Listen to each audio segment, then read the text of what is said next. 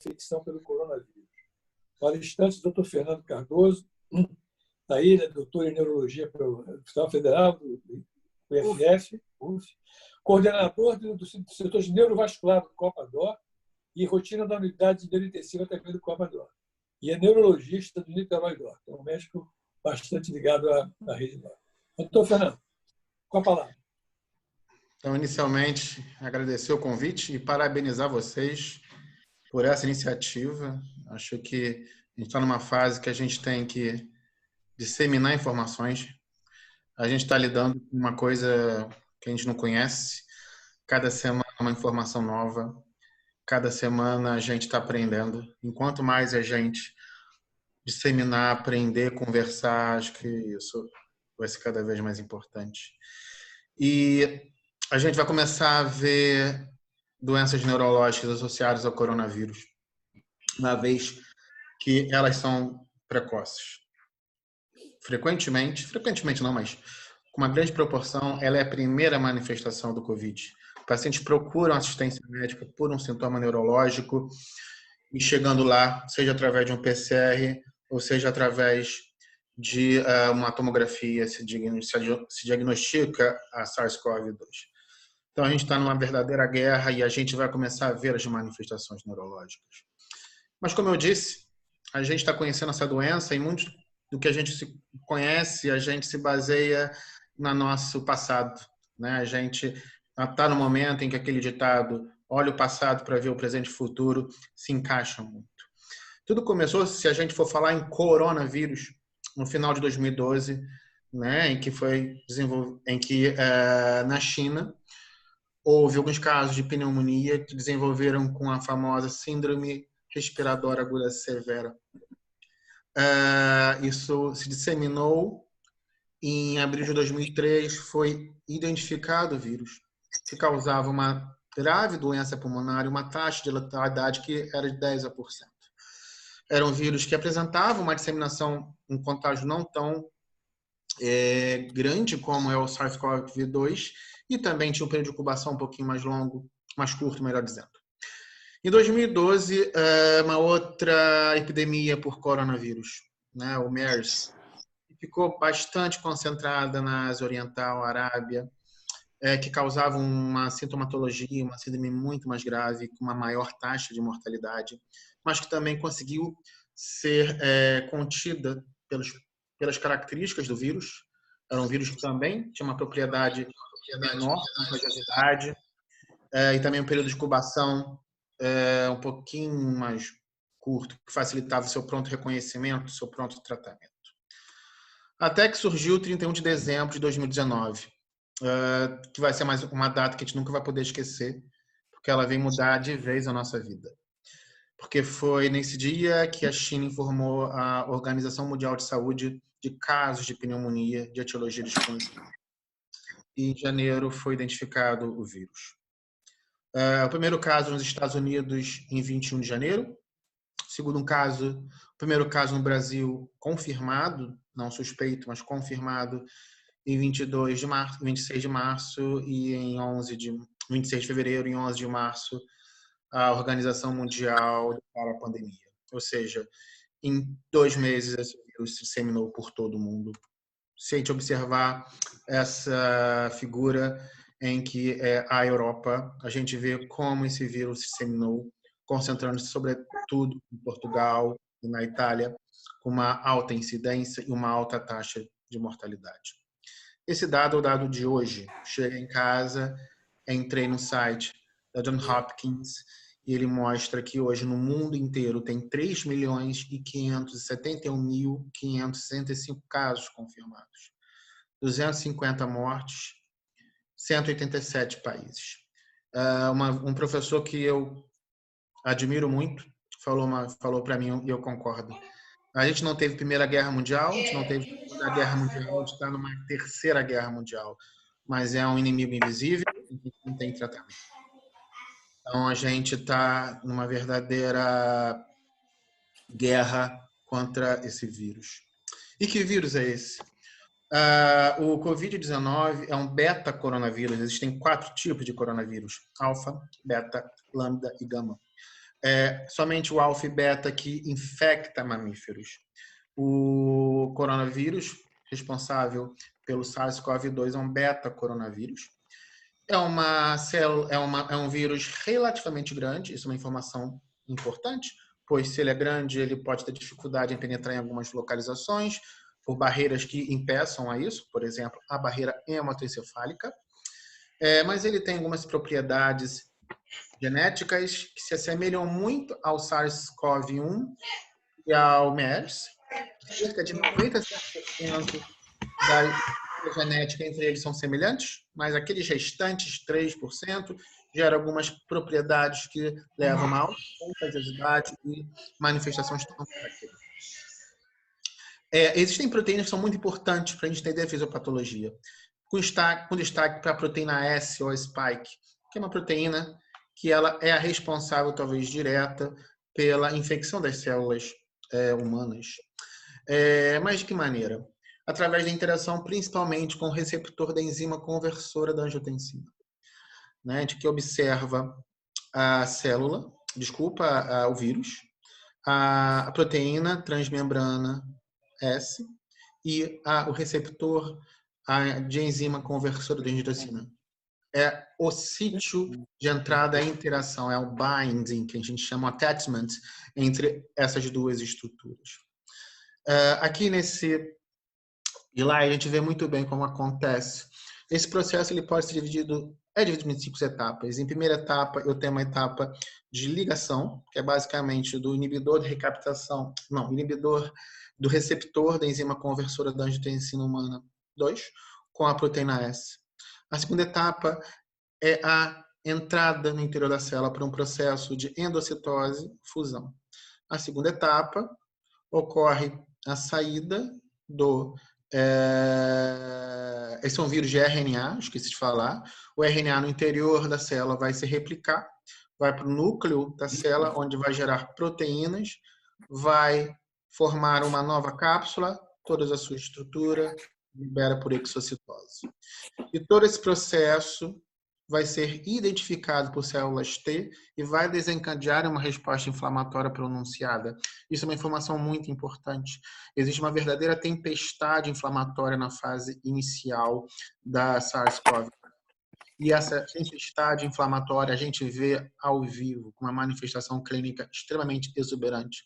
E acredita-se que as principais manifestações neurológicas não são decorrentes da invasão direta, e sim dessa tempestade inflamatória, com interleucina 6, 17, fator de necrose tumoral em níveis extremamente elevados, proporcionando uma série de alterações, como a alteração da integridade da barreira hematoencefálica e a disfunção endotelial e um estado de pró-coagulação de protrombose. O grande problema é que esse receptor está presente no nosso organismo inteiro. Ele não só está presente no epitélio respiratório, no parênquima pulmonar. Ele tem também no trato gastrointestinal, no intestino e no sistema nervoso central. Né? Ele tem o receptor da enzima conversora da angiotensina 2 está presente em neurônios e células da micróglia.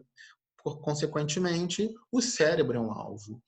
O cérebro sempre tem aquela famosa que ele é um reservatório, ele está protegido pela barreira hematoencefálica, então uma série de condições, processos infecciosos não vão ter acesso.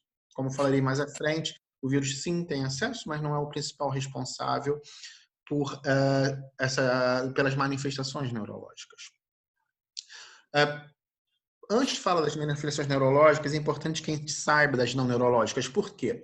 Porque o nosso dia a dia mudou. Hoje, quando eu vejo um paciente com AVC na emergência de um hospital, eu tenho que ver se esse paciente pode ter COVID-2. Todo paciente neurológico tem que ser atendido hoje com um potencial COVID. Então, eu tenho que, mais ou menos, saber sintomas não neurológicos. Né? Então, está lidando com um paciente com vírus que tem um período de incubação em torno de 4 a 5 dias, e que seus sintomas mais comuns são sintomas leves, como tosse seca, cansaço, odinofagia, mialgia, febre, queda do estado geral e diarreia. Eu tive Covid-19, foi isso que eu tive. Astenia, odinofagia, mialgia, febrícula e uma baita queda do estado geral. Esse, graças a Deus, é o mais comum. Sendo incomum, diarreia. Aproximadamente 10 a 15% dos pacientes ficam extremamente graves com a síndrome respiratória aguda, choque séptico, insuficiência renal, miocardite. Porém, sintomas neurológicos como dor de cabeça, alteração do olfato e alteração do paladar foram identificados precocemente, como falarei mais à frente. A gente, como disse, é uma doença nova, então a maioria dos estudos são recentes. Um estudo publicado na New England Journal of Medicine incluiu 1.099 pacientes. Infelizmente, nós homens somos mais afetados, provavelmente pela maior prevalência dos receptores de enzima conversora de angiotensina nas nossas células. O endpoint desse estudo era a percentagem de pacientes que eram internados em terapia intensiva, que eram submetidos à ventilação mecânica e à mortalidade. Então, a gente via que nesse estudo em especial, a internação em terapia intensiva respondia 5%, o restante dos pacientes ficavam em unidade de quarto, 2,3% iam para ventilação mecânica, uma mortalidade em torno de 1,5%. E febre era o sintoma mais comum, seja na admissão, que chegava a 37%, e 88% ao longo da sua internação, e tosse. Ou seja, uma doença que, na grande maioria das vezes, vai ter um comportamento leve, não vai ser uma doença grave. Aqui são dados do artigo que mostra o predomínio no sexo masculino, tá? A febre, um aspecto muito interessante que a gente vê no dia a dia, que são pacientes que fazem febre alta, 38, 39 graus, não é febrícula.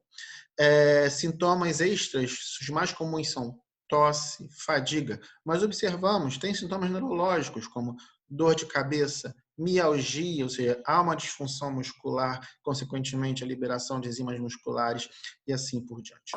Outro aspecto muito importante é a coexistência com outras doenças, em especial diabetes, hipertensão e doença coronariana. Ou seja, uma doença que tem, na maioria das vezes, um comportamento, não vou falar benigno, mais leve, porém, em alguns pacientes tem que se tomar cuidado. Alguns achados radiológicos, vocês radiologistas, hoje eu conversando com o pessoal do COPA, não aguentam mais ver tecido de tórax, né? Tecido de tórax toda hora, todo dia. O achado radiológico principal são os infiltrados periféricos em vidro fosco. Os achados laboratórios mais frequentes são alterações das celularidades, dos leucócitos, como a linfocitopenia. Pode haver uma plaquetopenia. E outro dado, reflexo da tempestade inflamatória, alterações das células, dos mediadores inflamatórios, a gente observa um dímero D bastante elevado, isso é importante. O SARS-CoV-2, a COVID, é uma doença pró-trombótica. Complicações são variadas, mas a sempre mais comum é a síndrome aguda respiratória, que exige, muitas vezes, uma abordagem precoce invasiva. Não vou falar sobre o tratamento. E a morte, 1,4%. Uma doença que, comparada com as outras infecções por coronavírus, a gente tem visto uma menor mortalidade. Comparado, claro. Nesse outro estudo, que também foi publicado da China, em que somente pegou pacientes internados, que foram internados no hospital com síndrome da angústia respiratória aguda. A definição ele não descreve, uma vez que acredito que não devia ser síndrome, já que alguns pacientes não foram internados em terapia intensiva. A gente via uma prevalência alta de homens, né? E de comorbidades. Então, comorbidades é um critério de gravidade, é um potencial de gravidade. O diabético, o paciente coronariopata, é um paciente com mais potencial de desenvolver doenças graves. Febre, tosse, cefaleia, mialgia continuam sendo sintomas. 100% dos pacientes que evoluem para SARS têm tecido de tórax alterado, e nesse estudo em especial, que eram pacientes mais graves, a mortalidade foi maior.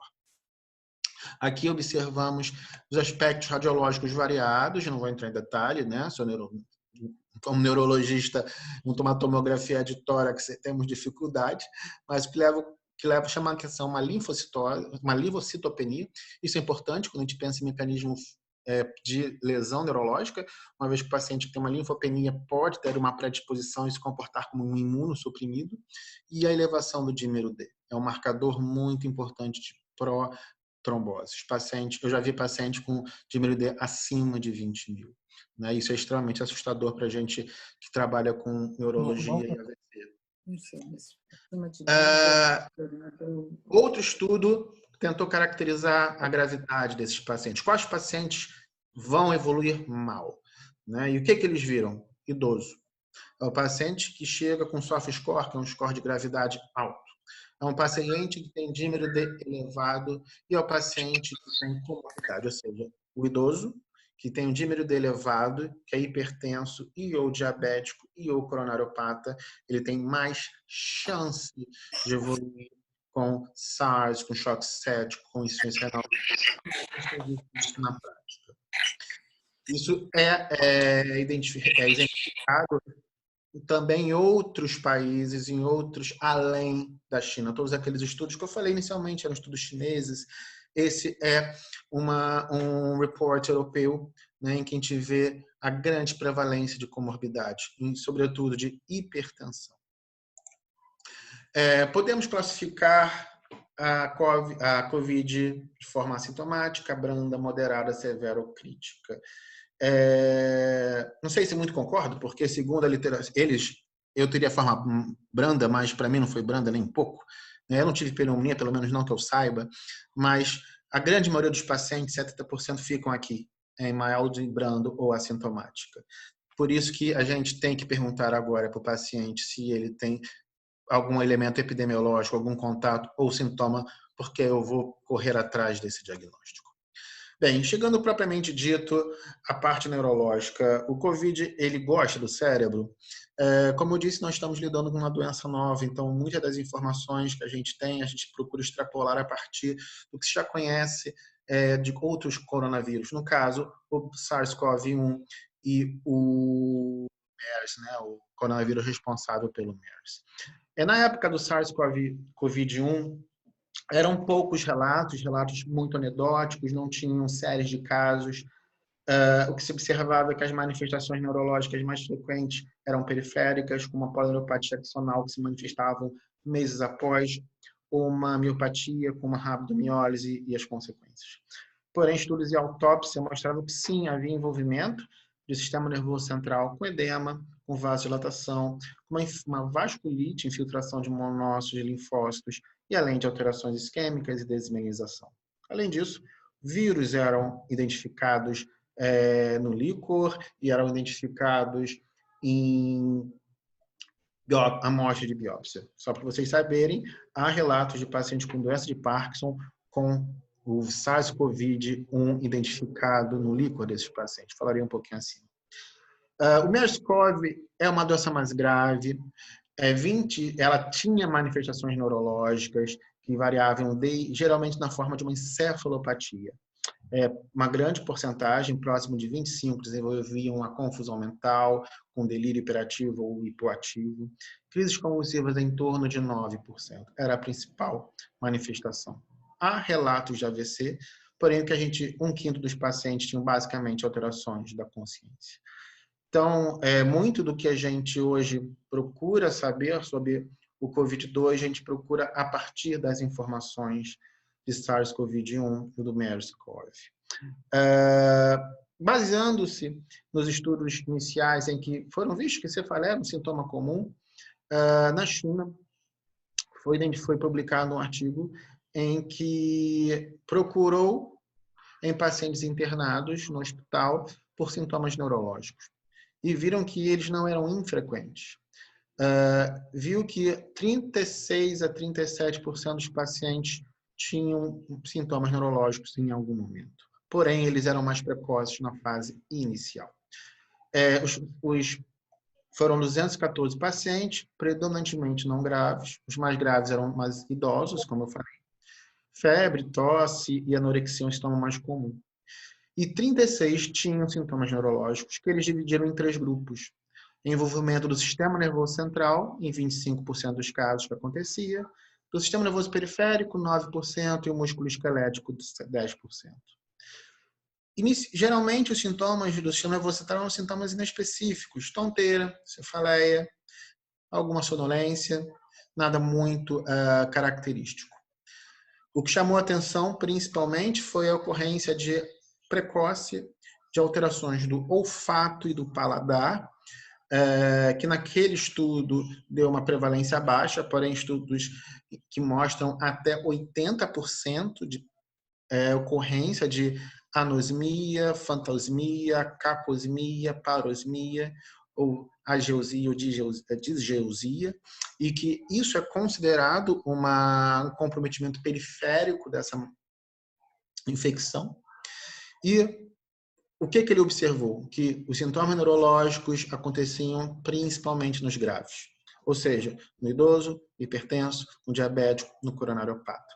E outro aspecto muito importante era precoce, muitas vezes sendo o principal sintoma ou aquele que motivava a internação. Houve 5 casos de AVC, 4 isquêmicos e 1 hemorrágico, mas ele não entrou em maiores detalhes.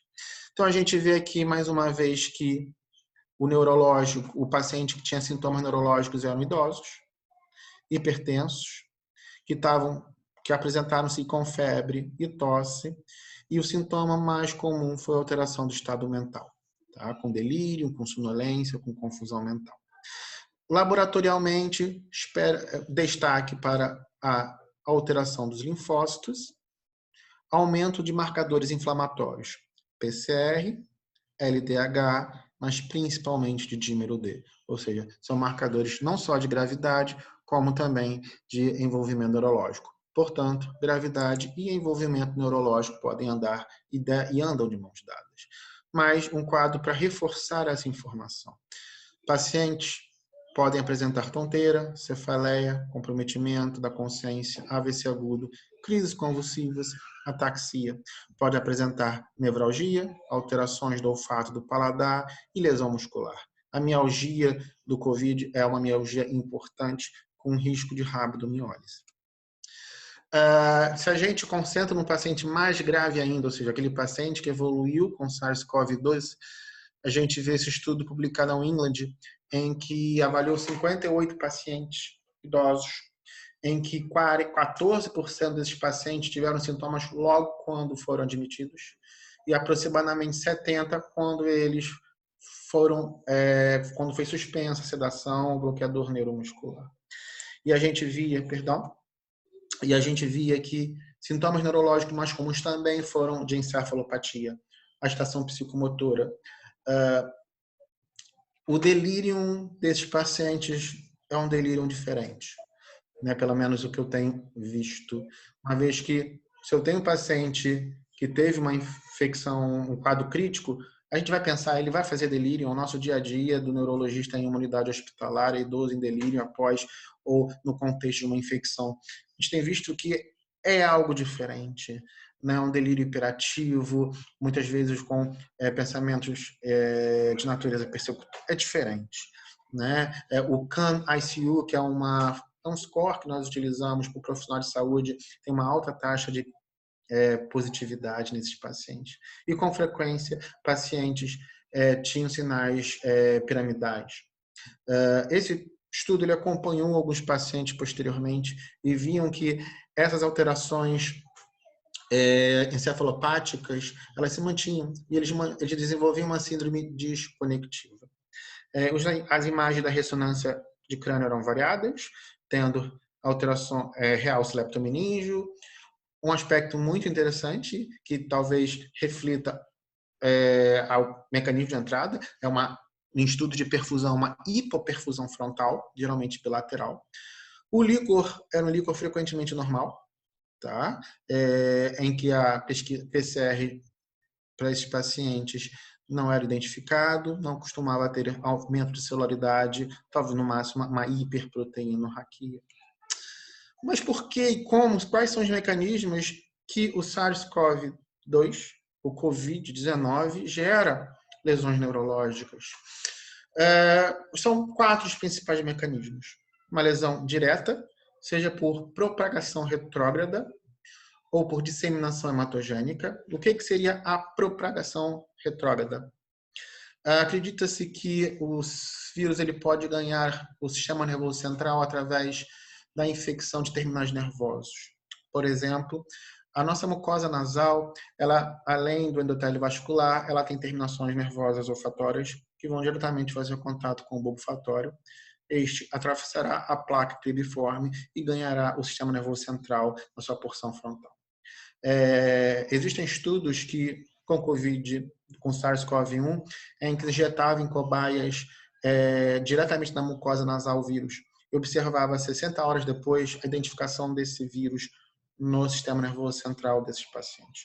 Então, isso é uma possível entrada. Outra possível entrada seria através do trato gastrointestinal, mediante o plexo entérico e o sistema nervoso simpático, e inclusive uma outra porta de entrada para paciente com comprometimento pulmonar parenquimatoso ou intersticial, através da inervação vagal. Menos comum, lesão de entrada, seria a disseminação hematogênica. Aquilo que eu falei. Esse é um vírus grande, então o vírus teria dificuldade de passar pela barreira hematoencefálica. Porém, na vigência de uma tempestade inflamatória com citocinas, o comprometimento da barreira hematoencefálica pode sim existir e através dela ela atravessar. São poucos os casos, mas já foi identificado através de técnicas de PCR o vírus no líquor de paciente com encefalite. Eu sei que no Brasil, inclusive, né? Vou falar de um único caso no mundo até agora, que foi um caso japonês. Outro mecanismo de lesão seria a hipóxia, né? A famosa cefalopatia anoxisquêmica. O cérebro não gosta de falta de oxigênio, pois isso vai gerar um metabolismo anaeróbio, o acúmulo de ácido lático e, consequentemente, uma disfunção mitocondrial. Isso gera inflamação, edema cerebral, e nos casos mais graves, hipertensão intracraniana. Ou seja, é o que a gente vê numa encefalopatia anoxisquêmica. Peço que vocês tenham muita atenção nesse penúltimo item, que seria a lesão imunológica. Como eu disse, o vírus ele desencadeia uma resposta inflamatória exuberante. Pacientes apresentam valores extremamente elevados de interleucina 6, 17, assim por diante.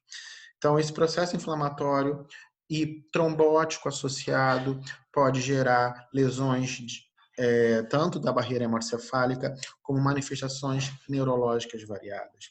Hoje sabemos, por exemplo, que o comprometimento respiratório dos pacientes com SARS-CoV-2 parece ser multifatorial, inclusive com a ocorrência de, por exemplo, tromboembolia pulmonar, não necessariamente a lesão parênquimal. Então, acredita-se que o principal responsável pela lesão neurológica, mas melhor dizendo, pelas manifestações neurológicas do SARS-CoV-2, seja essa desregulação inflamatória, seja essa tempestade de citocinas, gerando um verdadeiro desequilíbrio. E uma outra possibilidade seria da interação com a enzima conversora da angiotensina 2, principalmente nos casos de acidente vascular cerebral hemorrágico. Essa enzima está presente, por exemplo, no endotélio vascular, e a sua interação pode gerar, e a sua inibição e a sua ligação pode gerar comprometimento com elevações da pressão arterial e, consequentemente, maior risco de acidentes vasculares cerebrais hemorrágicos. Estudos também levam em consideração alguns aspectos que dificultam melhor, não tanto estão responsáveis pelas lesões neurológicas ou manifestações, mas que possam, de certa forma, contribuir, como, por exemplo, a menor densidade de MHC, né, aqueles complexos de histocompatibilidade que dificulta o clearance desses vírus no sistema nervoso central. Isso associado a uma linfocitopenia pode sim predispor a manifestações neurológicas. Então aqui a gente observa a via de entrada, né, na principal forma de contaminação através de partículas de aerossol, leva ao comprometimento uma forma de entrada, como melhor dizendo, das fibras nervosas olfatórias, através vão entrar o sistema nervoso central. Né? Hoje sabemos não, mas acreditamos que há uma predisposição genética nesses pacientes que fazem com que eles desenvolvam e não todos desenvolvam. Mais uma figura para facilitar o nosso entendimento, né?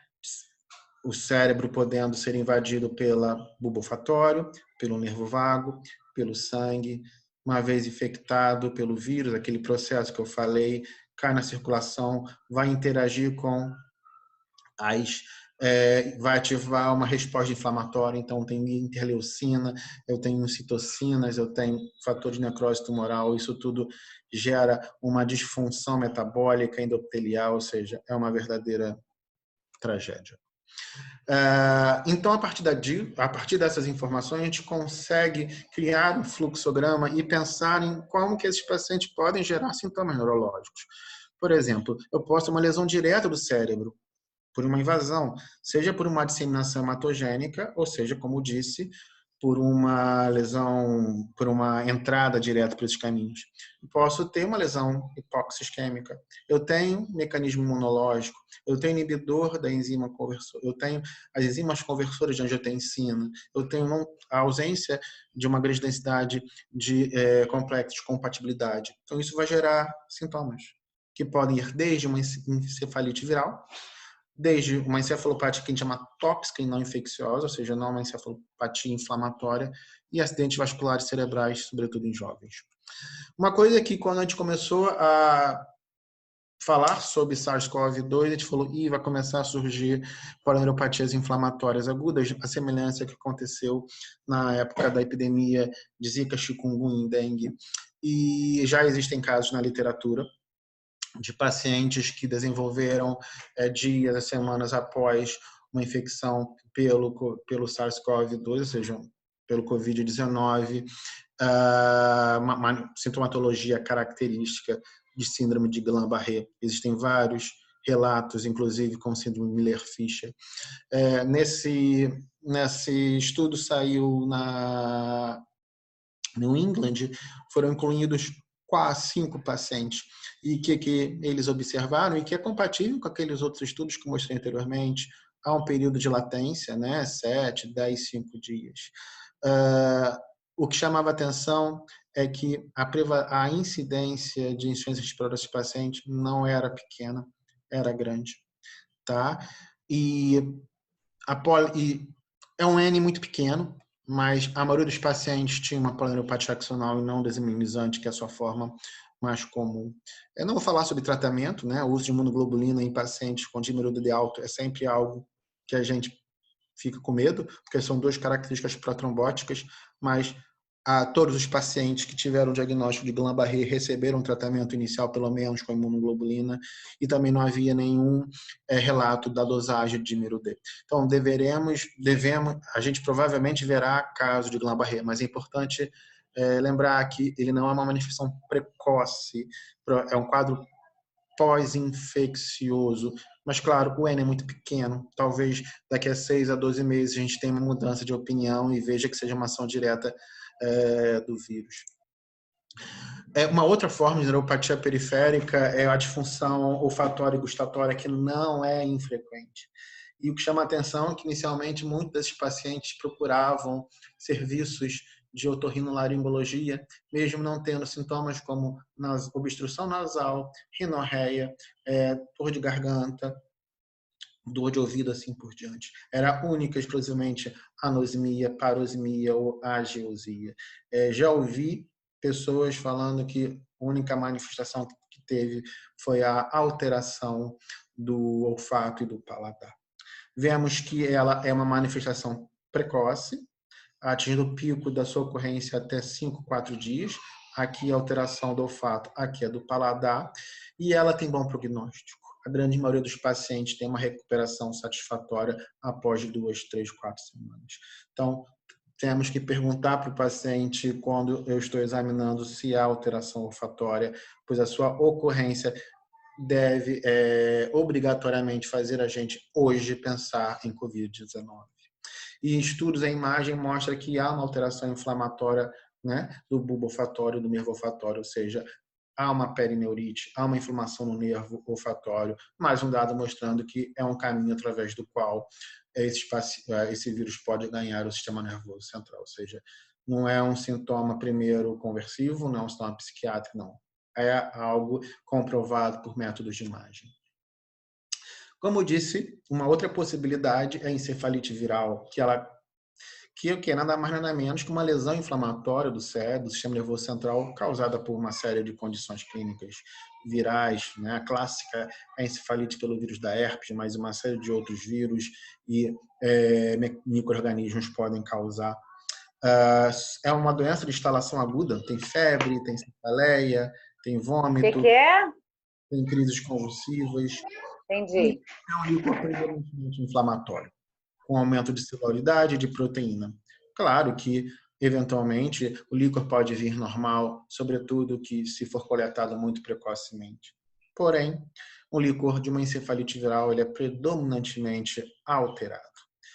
O primeiro caso de meningite de encefalite foi publicado recentemente e era de um jovem que se apresentou clinicamente com cefaleia, febre e fadiga, e que foi inicialmente procurou uma assistência médica, deram ele para o diagnóstico de influenza, foi liberado para casa, voltou com cefaleia e odinofagia, não deram muita importância, liberaram ele até que ele foi encontrado em coma. Chegou ao hospital, Lágico de 6, tomografia de crânio normal, tecido de tórax infiltrado em vidro fosco. Ele foi para o tubo, o líquor era normal e ele fez um swab de nasofaringe com PCR negativo, porém o PCR do líquor foi positivo. E ao realizar 20 dias depois da ressonância, mostrava alterações sinais em região temporal medial. Né? Não eram características de esclerose mesial de hipocampo, ele não tinha essa história prévia, por exemplo. Foi feito PCR, inclusive ele foi tratado por encefalite herpética. Então, em função disso, o autor considera este o primeiro caso de encefalite pelo vírus Covid-19, já que foi identificado e já somente, como eu disse, um caso na literatura da PCR positivo. E, à medida que a gente vai vendo, cada dia, como eu disse, informações vão saindo, novos artigos vão sendo publicados, e também a gente tem visto em crianças. Graças a Deus, essa é uma doença que não gosta de crianças, né? Porém, sim, há casos na literatura de Covid-19 em crianças e até com manifestações graves, como, por exemplo, essa encefalite.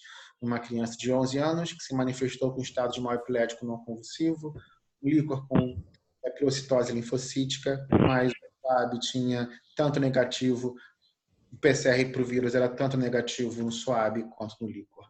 Né? Pela pleocitose, não podemos falar que não seja uma encefalite, ou seja, é um líquor inflamatório. O vírus não foi identificado. O questionamento se essa é uma encefalite ou é uma consequência de alteração metabólica, mas a presença de um líquor inflamatório fala a favor mais de encefalite. Um outro caso, uma paciente de 41 anos, diabética, que mais uma vez febre, crise convulsiva tem se mostrado um sintoma muito predominante, que durante a internação fez um delírio gravíssimo, um líquor com pleocitose linfocítica e o SWAB foi Covid positivo, mas não teve Covid no líquor e não teve condições de fazer métodos de imagem. Ficou como diagnóstico de meningoencefalite. Então, a encefalite é uma manifestação clínica, sim. Provavelmente, a gente deve ver mais ao longo do tempo. Algo que nós também devemos ficar de olho é sobre crises convulsivas, sejam crises convulsivas focais ou sejam crises convulsivas generalizadas. Por exemplo, uma paciente como esta se apresentou, já tinha uma sequela de uma encefalite herpética e se apresentou com status focal convulsivo. Na admissão, tinha uma história epidemiológica sugestiva de Covid-19, uma tomografia sugestiva, né? E foi confirmada. Temos no Copador uma paciente com lúpus, com diagnóstico prévio de encefalite lúpica, que estava bem controlada de suas crises convulsivas, e há cerca de um mês ela abriu a descompensação com status convulsivo focal, lesões novas na ressonância e Covid positivo. Então, a gente tem que ficar atento para esses pacientes de crises convulsivas e pensar hoje em Covid. Tá? Um termo que tem se utilizado é da encefalopatia tóxica infecciosa. O que é isso? É uma disfunção cerebral geralmente reversível, que é causada não diretamente pelo vírus, e sim indiretamente por fatores sistêmicos como hipóxia, cefalopatia isquêmica, desordens metabólicas e a toxemia sistêmica. Ou seja, é aquela tempestade inflamatória que leva a uma disfunção cerebral. né? E isso é comum acontecer, é uma condição rara, mas que é comum acontecer após infecções virais, como pelo vírus da influenza. E existem comprovação de imagem com edema cerebral focal ou difuso. Sintomas são variados, que vão desde alteração do estado mental, crises convulsivas, sinais neurológicos focais, mas o que chama atenção é sempre isso, o líquor é normal. Né? E um paciente com líquor normal, a gente sempre vai ficar com o pé atrás em falar sobre encefalite, embora não dá para afastar. E algo que vem preocupando a gente são essas duas imagens. Aqui são 2 pacientes do Hospital Copadó que apresentaram AVC isquêmico. Aqui a gente vê um AVC na transição entre cerebral médio e cerebral posterior, transição parieto-occipital, um AVC subagudo em território de artéria cerebelar posterior e inferior direita. A gente vai começar a ver AVC nesses pacientes, por vários motivos. Acredita-se que 3% dos pacientes com Covid-19 vão apresentar AVC. Estudos mostram que 20% dos pacientes com Covid, eles apresentam algum grau de encefalopatia hipóxica isquêmica, ou seja, o cérebro, a vasculatura desse paciente, a perfusão desse paciente está sob risco. Mas por que isso acontece? Acredito que seja multifatorial, mas principalmente decorrente da tempestade inflamatória, que leva a um estado pró-trombótico, manifestado laboratorialmente, principalmente através da elevação do dímero D e da disfunção endotelial. Lembrar, são pacientes que apresentam uma disfunção respiratória grave, com hipoxemia severa. Quem já viu o paciente com Covid, ele está conversando com você e está com saturação a 78%, como se nada tivesse acontecido. E a hipóxia, como eu disse, gera edema cerebral, pode gerar AVC isquêmico. E o estado pró-trombótico é algo que nos preocupa. Tanto que esses pacientes apresentam uma profilaxia do tromboembolismo característica. E existem vários estudos que mostram isso. Por exemplo, nesse estudo, 388 pacientes foram avaliados. 16% foram pacientes internados em CTI e 327 em quarto. 96 mortes e o endpoint primário era tromboembolia venosa ou oclusão arterial. E dentro desses, se a gente classificar como sintomas, a gente classificaria em TEP, trombose venosa profunda, doença cerebrovascular, cardiovascular. É importante falar que só fazia o exame, só se pesquisava através de Doppler ou anjo-TC quem tinha suspeição de sintoma, ou seja, não era feito em todo mundo. E o que ele observou? Ele observou que 36% dos pacientes faziam algum fenômeno tromboembólico venoso, sendo mais comum o TEP. Tivemos casos também de acidente vascular cerebral isquêmico e de acidente e doença coronariana. Ou seja, o estado pró-trombótico desse paciente é muito relevante. São pacientes que vão fazer ou já têm algum quadro de tromboembolia venosa à sua frente. Em outro estudo, avaliou 184 pacientes internados por pneumonia com Covid-19. Mesma coisa, só se fazia através de método, o exame se ele tivesse suspeita, ou seja, não é todo paciente com Covid que chega ao hospital e fazia Doppler ou anjo-TC. Suspeitava por um edema, por uma alteração respiratória que não era justificada por outro motivo, um dímero D muito alto. E foi visto uma prevalência elevada de tromboembolia venosa, sobretudo de TEP, e não tão grande de tromboembolismo arterial. E o principal fator de risco era a idade e coagulopatia. E a gente observava, como a gente pode ver nesse gráfico, que isso é uma manifestação precoce. Esse estado pró-trombótico é um reflexo dessa inflamação exacerbada e possivelmente ela está associada ao maior risco de AVC. Outros estudos mostram isso, ou seja, uma prevalência de alta de TEV em pacientes com COVID, 25%, 27%, 37%. Então, tromboembolia venosa é algo que a gente não pode deixar de se preocupar. Cada hospital deve ter a sua protocolo de prevenção de tromboembolia venosa próprio, pensando que esses pacientes sim vão fazer fenômenos trombóticos venosos arteriais se eles não forem adequadamente tratados. E o AVC está chamando tanta atenção que ele foi headline, ele foi manchete no Washington Post, devido ao aumento da prevalência de AVC em Covid-19, sobretudo em pacientes jovens. Vocês podem se perguntar, poxa, o AVC no idoso e Covid será uma casualidade ou será uma causalidade? Devemos lembrar que as manifestações neurológicas acontecem em paciente geralmente idoso, hipertenso, diabético, coronariopata. Pode ser uma situação não causal e sim casual. Só saberemos disso no futuro mediante registros que comparem AVC-Covid versus AVC não Covid. Porém, jovens sem fatores de risco, a gente fica com o pé atrás. Nesse estudo publicado recentemente na New England, em 2 semanas, 5 pacientes com AVC isquêmico procuraram o hospital. Eram pacientes jovens, graves, NIH acima de 10, com oclusão de vasos proximais, que chegaram não tão precoce, exceto esse paciente, 4, são pacientes que chegaram tardiamente. Só para vocês terem uma ideia, o paciente 1 é descrito no artigo, ela levou mais de um dia a procurar o hospital por medo de adquirir o Covid. E, como eu disse, existem editoriais que mostram que os pacientes não estão indo ao hospital por medo. Então, está havendo uma redução da internação em hospitais de AVC. Consequentemente, os pacientes não estão indo para o hospital. Então, houve uma redução da trombólise intravenosa. Porém, quem vai ao hospital é o grave e com delta T estourado. Então, houve um aumento da quantidade de trombectomia, pois a gente faz trombectomia de 3 até 24 horas. Então, a gente vai começar a ver AVC, porque nós estamos no pico da doença. O AVC é algo que vai ser prevalente. E o que nos preocupa é que são AVCs em jovens que vão chegar com delta T prolongado e que possivelmente eu não teria o que propor de tratamento de reperfusão para essas pessoas. Um tipo que poderia ser enquadrado dentro de um acidente vascular é a encefalopatia necrosante aguda, que é uma condição muito rara que pode acontecer principalmente em crianças e adolescentes após quadros infecciosos. E ela é decorrente de uma tempestade de citocinas. Ela não tem nenhuma evidência de invasão direta, de desmielinização.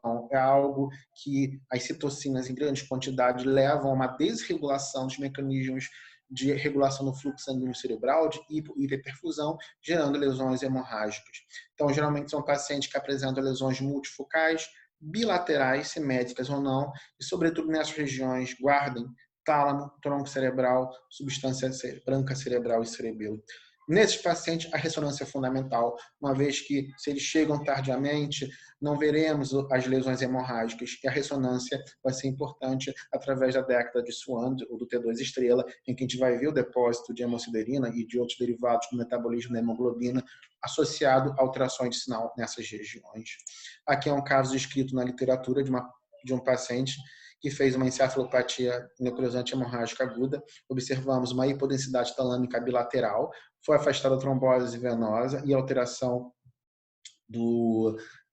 da circulação vértebro-basilar, e ao se realizar a ressonância, observava-se depósito de hemociderina nessas regiões, caracterizando a encefalopatia necrosante hemorrágica aguda. Lembrando, ela não é uma consequência direta, e sim ela é uma consequência da tempestade inflamatória que esses pacientes desenvolvem. Devemos sempre estar atento para isso, se manifestando geralmente com alteração do estado mental, podendo se manifestar também com déficits neurológicos focais, eventualmente com crises convulsivas, alterações que refletem comprometimento do tronco cerebral, até mesmo insuficiência respiratória e redução do sensório. Uma coisa muito interessante é que cada vez mais tem se pensado que a insuficiência respiratória desse paciente não é unicamente decorrente de lesão pulmonar. Acredita-se que seja multifatorial, pulmonar, pelos infiltrados em vidro foscos, pela lesão pulmonar, pela tromboembolia, mas talvez pelo comprometimento do sistema nervoso central. Se a gente imaginar o caminho, por exemplo, em que o vírus pode chegar através do bulbo olfatório, proximidade com o lobo frontal basal e com o tronco cerebral. Então, acha-se que que provavelmente os pacientes com SARS associada à COVID, a insuficiência respiratória aguda possa ser multifatorial e com envolvimento neurológico. Óbvio que só saberemos disso com registro, com banco de dados, através de métodos complementares que possamos ver a lesão estrutural do tronco cerebral. Aqui um resumo do que eu falei. Como eu disse, temos poucos dados na literatura. Até o momento temos 5 séries de casos e a gente observa a ocorrência de manifestações neurológicas com uma frequência variada. Dor de cabeça é a mais comum, disparada, tá? Mas pode ter encefalopatia, crises convulsivas, ataxia. São estudos que têm limitações, como seja pela não avaliação de líquido cefalorraquidiano, a não realização do eletroencefalograma, a não realização de métodos complementares de imagem adequados. Mas sim, cada vez mais, toda semana eu recebo um e-mail avisando o artigo de manifestação neurológica associada à COVID-19. Botei esse slide de novo para a gente relembrar e rever que o vírus, ele sim pode gerar manifestações neurológicas por mecanismos variados, alguns potencialmente reversíveis, ou seja, uma abordagem ventilatória precoce, evitando a hipoxemia e, consequentemente, cefalopatia anoxia-isquêmica. Mas os outros, no momento, não há o que na literatura não há ainda disponível, seja farmacologicamente ou de qualquer outra forma, a possibilidade de evitar. Então, quais são as conclusões? Não podemos esquecer que os pacientes com Covid podem fazer manifestações neurológicas. Elas inicialmente são inespecíficas, um delírio hiperativo, inexplicado. Vamos fazer um eletroencefalograma nesse paciente, pode ser um estado mal epilético não convulsivo. Essas manifestações são precoces. O Guillain-Barré, como característica dessa paneuropatia inflamatória aguda, ela é caracteristicamente tardia. Ela ocorre mais em pacientes graves, não caracterizando, claro, a anosmia, a ageusia, mas a encefalopatia ou AVC geralmente é um paciente que tem fatores de risco, como dímero D elevado, uma idade mais avançada. Lembrando disso, profilaxia para TEV precoce, profilaxia para TEV adequada, uma vigilância neurológica restrita. Eletroencefalograma, não podemos descartar esse método complementar, uma vez que a gente pode pegar quadros de encefalopatia com manifestações neurológicas como crises convulsivas e não única e exclusivamente caracterizar como manifestação neuropsiquiátrica como psicose ou delírio hiperativo. Todo paciente neurológico deve ser hoje atendido como portador de Covid-19. Hoje eu vi um paciente na emergência do Copador, uma crise convulsiva secundária, uma malformação arteriovenosa. Para vê-lo, coloquei capote, 2 luvas, máscara, N95, botei óculos. Todo paciente. Os nossos protocolos institucionais vão ter que ser adaptados. Por exemplo, uma tomografia de crânio hoje vai ter que ser descida para o tórax. Então, descida de crânio e tórax. Hoje eu tenho que perguntar para o paciente se ele tem febre, tosse seca, mialgia, odinofagia, anosmia nos últimos dias. Eu tenho que perguntar se ele teve contato com algum paciente com Covid. Isso vai ter consequências terapêuticas. Os nossos tempos não vão ser prolongados, mas temos que ter todos os nossos cuidados para evitar a transmissão. E vai ser muito importante a pesquisa científica, os bancos de dados, para que a gente possa coletar informações, com isso conhecer melhor esse vírus e conter essa pandemia tão triste e ruim que a gente está passando. E um dado que é muito interessante é que são as consequências neurológicas a longo prazo. Pacientes jovens estão infectados ou serão infectados. Consequentemente, isso vai desencadear talvez um processo inflamatório crônico, funcionando como um gatilho para que doenças neurodegenerativas, como doença de Parkinson ou doença de Alzheimer, possam se manifestar mais precocemente. Então, até questiona-se o futuro, um aumento da prevalência dessas doenças neurodegenerativas. Como eu disse, no SARS-CoV-1 já foi identificado em paciente com doença de Parkinson. Isso a gente só vai saber a longo prazo. Então, eu queria agradecer de novo o convite, esse grupo de neuroradiologia que eu sou feliz de participar, aprendo muito com vocês e espero que essa conversa de hoje tenha mostrado para vocês que os pacientes vão surgir, a gente tem que ficar atento para que a gente possa agir em fatores modificáveis, como hipóxia, a gente possa dar cuidado para esses pacientes e dar principalmente ou também um apoio psicológico, pois é uma doença muito ruim, de isolamento. Os pacientes ficam sozinhos em unidade de terapia intensiva, sem nenhum tipo de contato com familiares. E é isso, pessoal. Obrigado. Fernando, Oi. muito obrigado pela sua palestra. Se quiserem fazer pergunta.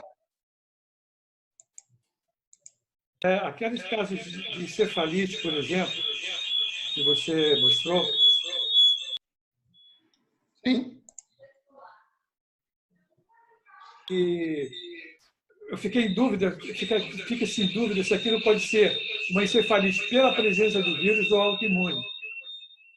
E é Difícil falar. sabido que as encefalites autoimunes, muito frequentemente, elas dão alterações psiquiátricas, delírio e tal. Sim, é difícil falar, Bebeto. O N é muito pequeno, tá? Ah, pode ser encefalite autoimune, uma vez que, como eu disse, somente um caso na literatura foi identificado o PCR para o Covid-19 no líquor. Em todos os outros casos, era um quadro encefalopático com líquor inflamatório. Se a gente for literal na palavra encefalite, a gente fala que ele tem uma encefalite.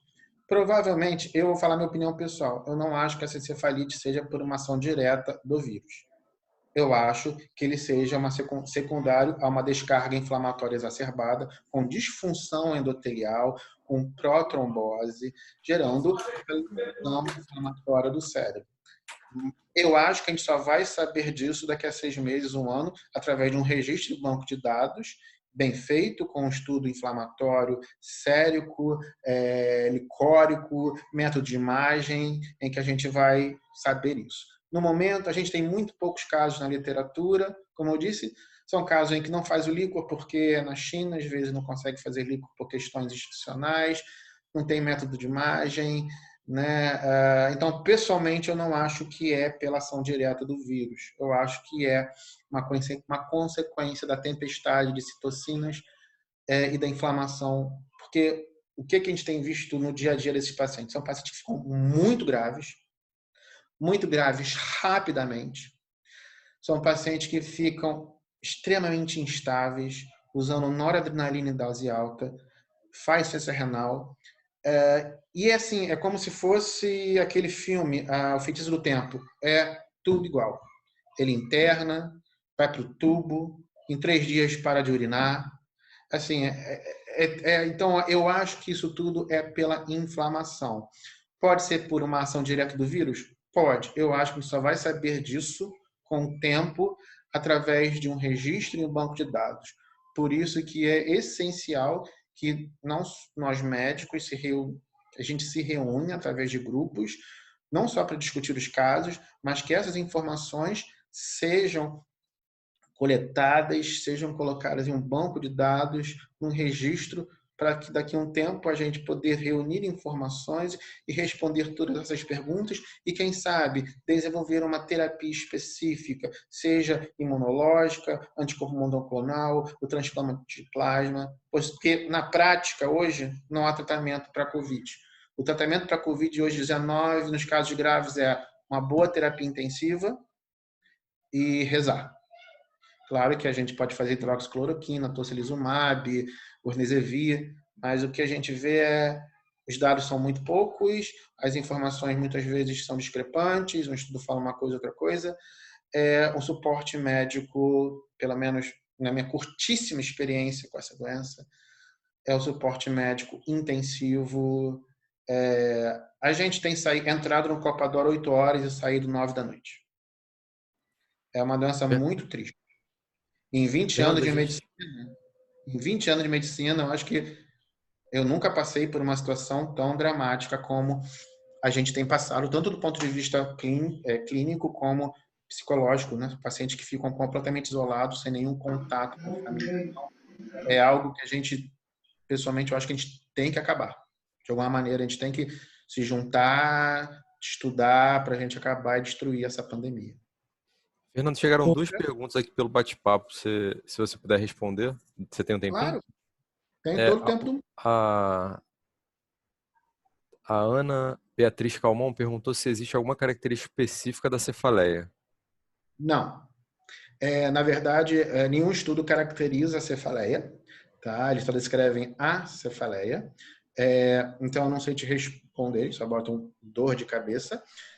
Claro, acredito que a gente vai ter que utilizar os famosos sinais de alerta, os red flags, principalmente para pacientes com história prévia de enxaqueca, por exemplo, ou seja, uma cefaleia nova sem as mesmas características da cefaleia anterior.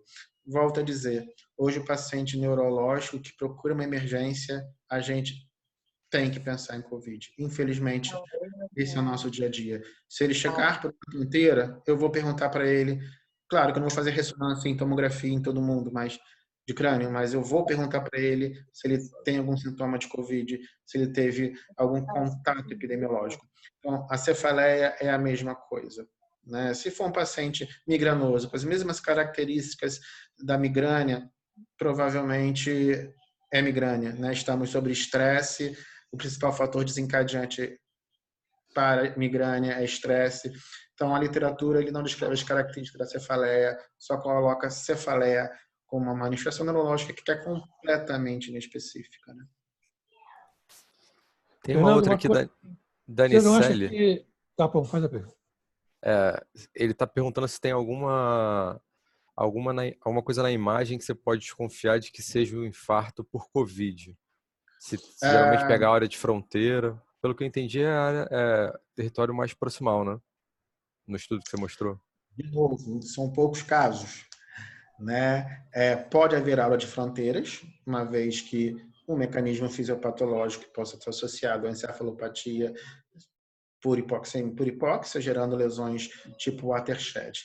Mas, como eu disse, está havendo pouco AVC. Os AVCs que estão indo para o hospital são AVCs graves. Então, AVC grave é AVC de grande vaso. Né?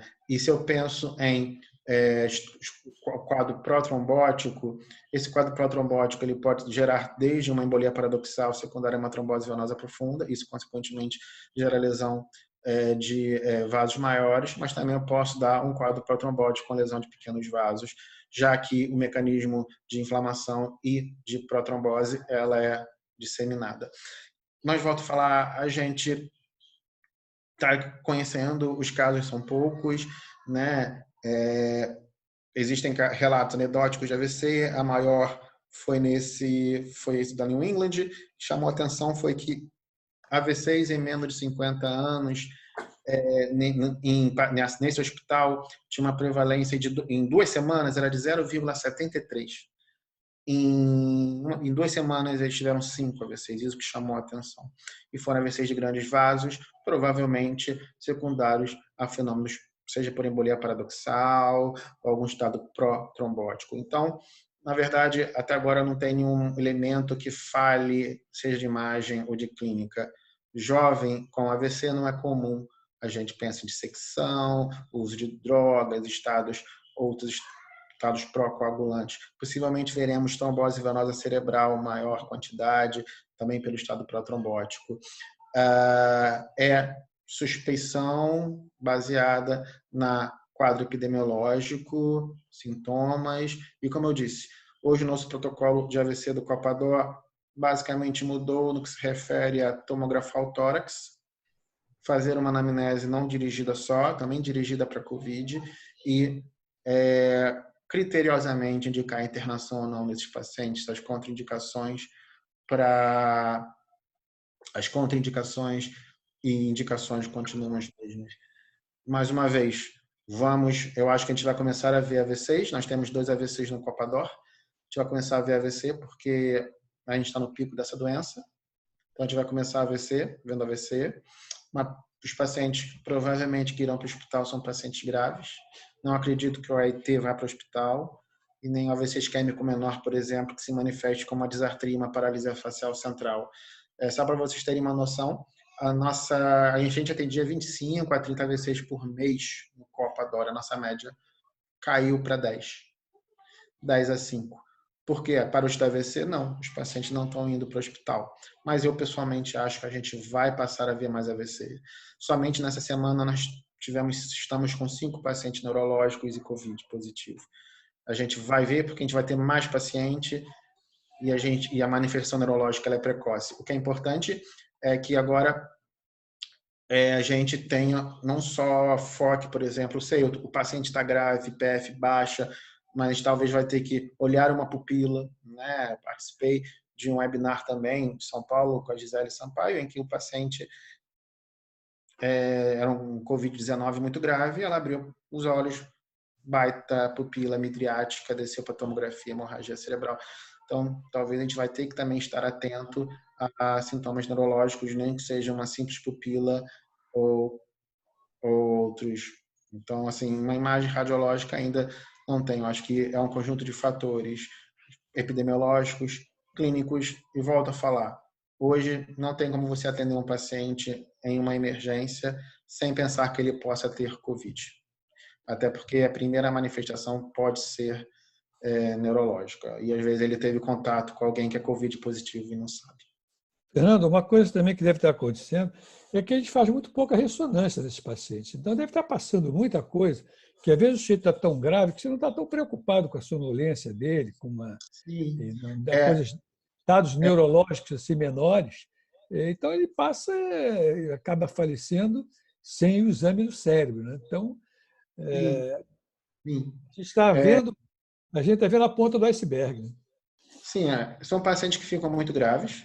É completamente incompatível realizar ressonância nesses pacientes nesse momento. São pacientes em ventilação mecânica, parâmetros extremamente elevados. Possivelmente, se a gente fosse fazer mais ressonância, talvez a gente veria mais coisas, né?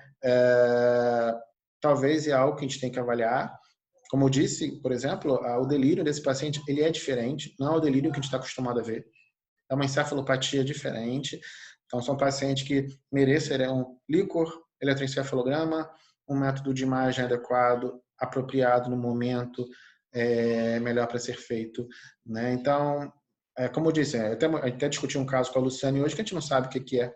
Tem lesões hipodensas, bilaterais, simétricas, não respeitando o território vascular. Eu só tenho uma tomografia, preciso de uma ressonância, mas eu estou com uma paciente com uma PF no respirador, PIP alto, nora, a gente vai ter que esperar 20 dias para fazer essa ressonância, né? Então, assim, eu acho que a gente passa a ter mais, a gente vai ter que ter mais olho aberto para isso e não achar que é só um delírio. Paciente é neurocrítico. Todo paciente crítico faz delírio? A grande maioria, né? Como eu disse, uma unidade de terapia intensiva neurológica, um paciente com 80 anos que não faz delírio é exceção à regra, né? Hoje não tem que mais encarar assim, né? Talvez esse paciente que eu encararia como delírio não fizesse nenhum método de imagem, só trataria medidas não farmacológicas. Eu devo fazer um líquor, eu devo fazer um eletroencefalograma, eu devo fazer um método de imagem. Pois sim, e isso pode auxiliar, quem sabe, no futuro no tratamento, né? Pois os últimos guidelines eles deixam bem, eles mostram bem. Hoje não há tratamento específico para a Covid-19. A gente tenta o tocilizumab, o remdesivir, talvez a transfusão de plasma no futuro, mas hoje não tem. A gente sabendo o mecanismo fisiopatológico e utilizando esses registros e todos esses aspectos radiológicos, talvez a gente consiga reunir mais informações e a gente possa ajudar a acabar com essa pandemia, porque ela é realmente horrível e nós, profissionais de saúde, estamos muito expostos e a gente nunca sabe quando a gente vai, como a gente vai, o que a gente pode fazer é se proteger todo dia, com EPI mais adequado, se a gente tiver isso disponível. E se não tiver disponível, eu sou a favor de não trabalhar. Fernando, tem mais 2 perguntas aqui, pode ser?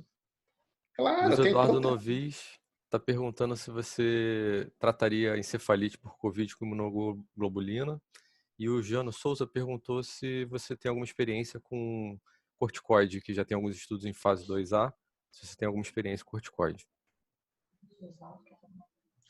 Para o Eduardo, não faria imunoglobulina, porque eu não sei o mecanismo fisiopatológico. Se esse paciente tivesse um dímero D e fazer imunoglobulina, a probabilidade desse paciente talvez fazer um quadro trombótico é grande. Então, assim, eu pensaria, não vou falar para você que não faria, eu faria, mas se eu considerar esse paciente um quadro encefalítico, eu pensaria talvez em uma outra possibilidade, talvez com plasmaféreas, embora estudos como imunoglobulina mostra que que é seguro, mas é muito pouco. E a outra pergunta eu esqueci. É do corticoide? Isso, que já tem alguns estudos em fase Em que 2A, situação? Em que se você situação? puder, é, né, para evitar a tempestade inflamatória, se você tem alguma experiência com o uso de corticoide nesse quadro. Tem se evitado usar corticoide precocemente em pacientes com Covid-19, pois existem estudos que aumentam a taxa de mortalidade.